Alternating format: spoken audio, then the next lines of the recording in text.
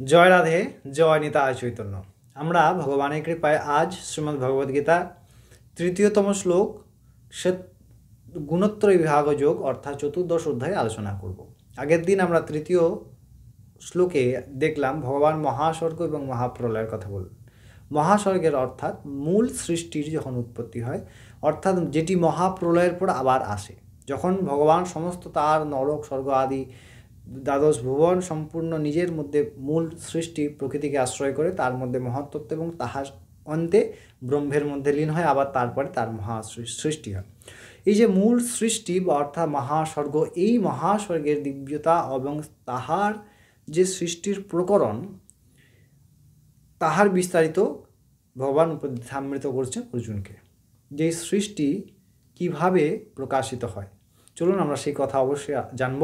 তবে প্রথমে আমরা ভগবানের শ্রীমুখ থেকে শ্লোকটি আস্বাদন করি। ভগবান তৃতীয়তম শ্লোকে বলছেন গুণত্রয় বিভাগ যোগে যে মম ইয়নির্মহদ ব্রহ্মা তস্মিন গর্ভং দধাম্যহম সম্ভবা সর্বভূতানাম ততো ভবতি ভারতঃ।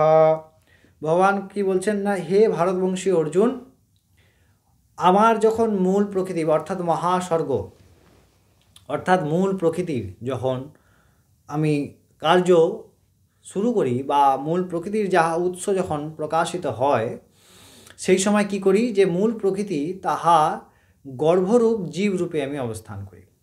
অর্থাৎ খুব জটিল বিষয়টি। ভগবান কি বলছেন, যখন মূল প্রকৃতি ভগবান সৃষ্টি করেন এবং জীব পরমাত্মা ভগবান নিজের থেকে অনন্ত করে জীব সৃষ্টি করেন অংশ স্বরূপে, যদিও অংশ আর পূর্ণ সবই পূর্ণ তাত্ত্বিক রূপে, আর জীব ভাব তিন গুণের খেলায়। তো এটি অত্যন্ত কঠিন বিষয়, প্রথমে বোঝা তো সম্ভব নয়। তো ভগবান যা বলছেন আমরা পর্যায়ক্রমে বুঝি, এখনই এত বিস্তারিত আলোচনা করব না। ভগবান বলছেন যে এই যে জীবের যে স্রোত, মহাস্বর্গের যে স্রোত যখন শুরু করছেন ভগবান আবার পুনরায়, তখন কি হচ্ছে, ভগবান ওইখানে কি করছেন না জীবরূপ গর্ভ অর্থাৎ স্থাপন করছেন, এবং সেখান থেকে ভগবানের আবার সৃষ্টি শুরু হচ্ছে। জীবরূপ গর্ভ স্থাপন করছেন। জীবরূপ গর্ভ কি, তাহা অত্যন্ত গুরুত্বপূর্ণ এবং অত্যন্ত জটিল, তাহা আমরা পর্যায়ক্রমে আলোচনা করব।